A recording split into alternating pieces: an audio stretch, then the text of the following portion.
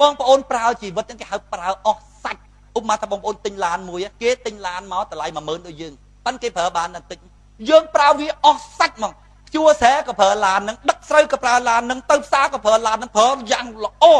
ហើយឧបមាថាគេប្រើបាន20ឆ្នាំបានខ្ទេចឡានហ្នឹងយើងក៏20ឆ្នាំដូចគេឡានយើងអត់កេខាតប៉ុន្តែយើងប្រើបានយ៉ាងអស់លទ្ធភាពយើងកើតមកដូចគេដែរមានក្បាលមួយមានភ្នែកពីរមានច្រមុះមួយមានដៃជើងប៉ុន្តែយើងធ្វើការងារជាឧត្តមគតិបានច្រើនណាស់បងប្អូនរស់នៅខ្លួនឯងយ៉ាងត្រឹមត្រូវហើយជួយអ្នកដទៃបានខ្លាំងក្លាទៀតបងប្អូនពិចារណាមើលតើជីវិតបែបហ្នឹងគួរឲ្យមានមោទនភាពទេគួរឲ្យសរសើរទេនឹកដល់ខ្លួនឯងមើលគួរឲ្យពេញចិត្តនឹងជីវិតរបស់ខ្លួនណាបើជីវិតហ្នឹងវាកើតមកទៅហើយហ្នឹងបើសិនណាជាសួរខ្ញុំមុនកើតខ្ញុំថាខ្ញុំមិនកើតមកទេប៉ុន្តែវាកើតមកទៅហើយចេះលោកពូថាមិនយើងកើតមកដើម្បីការងារឧត្តមគតិឲ្យខ្ញុំអត់យល់ពាក្យរស់នៅដើម្បីឧត្តមគតិយ៉ាងម៉េចឲ្យពូបោះស្រាយផងហើយលោកពូថាយើងរស់មកដើម្បីរងទុក្ខយើងអត់មានផ្លូវរកសេចក្តីសុខនិងផ្លូវរំដោះទុក្ខបានទេចុះក្មួយមិនគិតថាបើកុំមានជីវិតនឹងវាអត់មានចាំបាច់រំដោះទុក្ខអីវាទាល់តែមានទុក្ខសិនបានទៅរំដោះទុក្ខកើតមួយថាកើតមកនឹងវាមានឱកាសសម្រាប់រកការរួចរំដោះទុក្ខអានឹងលុះតាតែយើងកើតមកសិនទាល់តែយើងមានទុក្ខសិនបើយើងអត់កើតមកតែមកវាមិនស្រួលយ៉ាបើសិនណាជាសួរពូមុននឹងកើតណាពូមុខតែជិលហ្មងខ្ញុំសុំទោសខ្ញុំអត់កើតទេខ្ញុំក្រាញហ្មងខ្ញុំអត់កើតទេ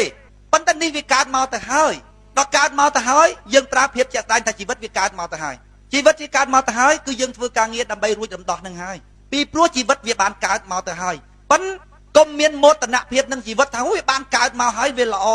ខ្ញុំគិតថាបើអត់កើតវិញវាល្អជាងពីព្រោះវាអត់មានទុកបើវាអត់មានទុកបានអីនឹងប្រឹងដើម្បីរួចរំដោះវាមិនស្រួលអីគិតអត់ចង់ឃើញណាដែលព្រះសម្មាសម្ពុទ្ធលោកថាអវិជ្ជារួមរិទ្ធមើលវាមិនយល់ពីសច្ចៈនោះមើលវាមិនធ្លាយណានិយាយពីរឿងឧត្តមគតិបងតែងតែបញ្ជាក់ពាក្យក្រោយឧត្តមគតិរហូតប៉ុនអូនស្ដាប់មិនបានដែលហៅថាឧត្តមគតិគឺការងារណាដែលប្រាសចាកភាពអាត្មានិយមអូនឯងចំណាំមើលចុះឲ្យតែការងារណាដែលអូនឯងធ្វើទៅប្រាសចាកភាពអាត្មានិយមអានឹងការងារឧត្តមគតិវាមានតាំងពីតូចរហូតដល់ធំជួនកាលឧត្តមគតិធំឯងប៉ុន្តែធ្វើការងារបានតូចឯងពីព្រោះអីពីព្រោះលទ្ធភាពរបស់យើងមានតែប៉ុណ្ណឹងប៉ុន្តែទំហំទឹកចិត្តរបស់យើងដែលបរិច្ចាគទៅណាវាមានទំហំធំមិនចាញ់ពួកអ្នកមានទ្រព្យសម្បត្តិធំទេអ្នកក្រគាត់ចូលលុយ100រៀលវាស្មើនឹងអ្នកមានលុយ10-20 លានដុល្លារហើយគេចូល10000ដុល្លារចង់អ្នកក្រហ្នឹងចូលច្រើនជាងផងពួកគាត់មានតែ500រៀលហើយគាត់ចូល100រៀលទំហំបរិច្ចាគទៅដែលហៅថាការងារឧត្តមគតិគឺការងារដែលប្រាសចាកភាពអាត្មានិយមប៉ុន្តែដោយព្រះសម្មាសម្ពុទ្ធលោកសម្ដែងអញ្ចឹងស្បៃបាត់តែប្រាសចាកភាពអាត្មានិយមទៅហើយប៉ុន្តែបើអ្នកមិនទៅជាមួយនឹងបញ្ញាទេអ្នកមិនបានប្រើធនធានរបស់អ្នកឲ្យអស់លទ្ធភាពទេគេប្រើ100លុយខ្មែរគេយកទៅទិញរបស់ដែលមានវីតាមីនយកមកចិញ្ចឹមខ្លួនបាន 4-5 គីឡូហើយឯងប្រើ100ដែរហើយយកទៅទិញបានរបស់មានវីតាមីនបានតែ2ខាំយើងមានលទ្ធភាពប៉ុណ្ណឹងយើងចង់ជួយការងារគេយើងចង់ជួយអ្វីទៅដល់សង្គមពីព្រោះយើងយល់ឃើញថាវាអស្ចារ្យណាស់ជីវិតរបស់យើងដែលកើតមកក្នុងโลกនេះយើងអាចរកផ្លូវសម្រាប់ជីវិតឃើញខុសពីអ្នកដទៃខែងបងប្អូនចង់ធ្វើការងារណាដែលអ្នកដទៃគេធ្វើមិនបានវាអស្ចារ្យអាការងារដែលអ្នកដទៃធ្វើមិនបានគឺការងារដែលលែងចង់បានអាអស្ចារ្យនោះមនុស្សដែលដាច់អស្ចារ្យហ្នឹងដូចព្រះសម្មាសម្ពុទ្ធដាច់អស្ចារ្យហ្នឹងហ្មងព្រះសម្មាសម្ពុទ្ធអស្ចារ្យមែនតើព្រះសម្មាសម្ពុទ្ធលោកចេះតែញឹមបើតថាគតនៅចង់បានភាពអស្ចារ្យបែបមិនបានអស្ចារ្យហ្នឹងទេឥឡូវបានអស្ចារ្យទៅសុបាយចិត្តអត់នឹងសុបាយចិត្តអីបើវាដាច់អាអស្ចារ្យហ្នឹងទៅវាដាច់អាចង់បានអស្ចារ្យបើវានៅចង់បានអស្ចារ្យហ្នឹងក្បាលមកស្បែកជើងបាត់ហើយមនុស្សធ្វើដើម្បីភាពអស្ចារ្យក្បាលមកស្បែកជើងទៅបងប្អូនត្រូវអាហ្នឹងចង់បានប្រយោជន៍ចោះខ្លួនតាទៅធ្វើបន់ចង់ឲ្យគេសរសើរចង់ដឹកនាំគេឲ្យបាន Nobel ឲ្យបានពាននេះពាននោះដើម្បីខ្លួនឯងហ្នឹងមនុស្សដែលធ្វើអត់ចង់បានអីទាំងអស់គេឲ្យតែហ្មងគេឲ្យមនុស្សដែលគិតតែពីប្រយោជន៍អ្នកដទៃហើយចុះបើអ្នកនយោបាយខ្មែរខ្ញុំចិត្តបាននេះខ្ញុំចិត្តបាននោះវាធ្វើដើម្បីប្រយោជន៍តខ្លួនវាទេប៉ុន្តែគ្រាន់តែយើងអ្នកស្រែអ្នកចំការយើងឲ្យតែបានស៊ីគ្រាន់បើដល់ពេលគេមានគេចង់បានអកិត្តិយសអញ្ចឹងហើយដល់ពេលយើងធ្វើ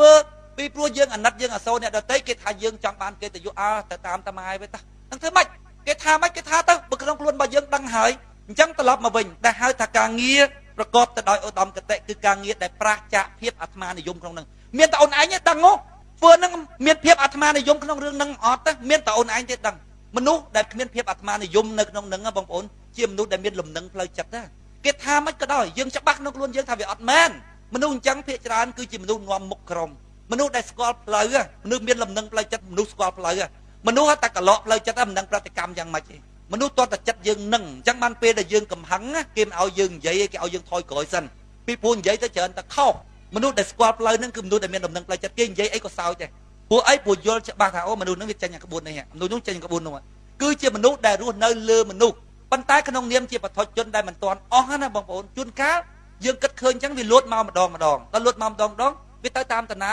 យើងគ្មានវិបដិសេរីយើងត្រឡប់ថយក្រោយវិញថាអូអញវាខុសហើយរួចហើយត្រឡប់ថយក្រោយមកវិញញ